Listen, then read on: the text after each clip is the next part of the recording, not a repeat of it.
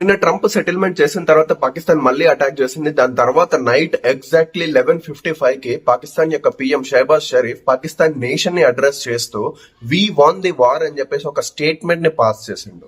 అంటే వాళ్ళు వార్ లో విన్ అయ్యారా లేకపోతే చీట్ చేయడంలో విన్ అయ్యారా? ఇక్కడ సర్ప్రైజింగ్ థింగ్ ఏంటంటే ఇండియా అండ్ పాకిస్తాన్ మధ్యలో వార్ స్టాప్ అయింది అని చెప్పేసి న్యూస్ వరల్డ్ మొత్తానికి వెళ్తుంది. కానీ కొన్ని గంటల తర్వాతనే పాకిస్తాన్ మళ్ళీ అటాక్ చేసి స్టార్ట్ చేసింది అని చెప్పేసి న్యూస్ మాత్రం అసలు ఏ కంట్రీకి వెళ్ళడం లేదు. అండ్ మన ఇండియన్ మీడియా ట్రూలీ డిసప్పాయింటింగ్. అన్ని fake news and AI generated visuals తో వాళ్ళ టీఆర్పీ రేటింగ్స్ ని పెంచుకోవడానికి మొత్తం ఫేక్ న్యూస్ ని పబ్లిష్ చేస్తున్నారు. ఒకటి మాత్రం జాగ్రత్తగా వినండి, ఇండియన్ మీడియా ఛానల్స్ ని నమ్మి మాత్రం మీరు ఏ డిసిషన్ ని తీసుకోకండి. పాకిస్తాన్ సీజ్ ఫైర్ ని బ్రేక్ చేసినందువల్ల నైట్ 3 o'clock వరకు Indian government and Indian army chiefs తో పెద్ద హై లెవెల్ మీటింగ్ జరిగింది. అండ్ ఇప్పుడు exactly 15 minutes ago PM Narendra Modi గారి ఇంటి దగ్గర ఆర్మీ జనరల్స్ ఉన్నారు అండ్ హై లెవెల్ మీటింగ్ జరుగుతుంది.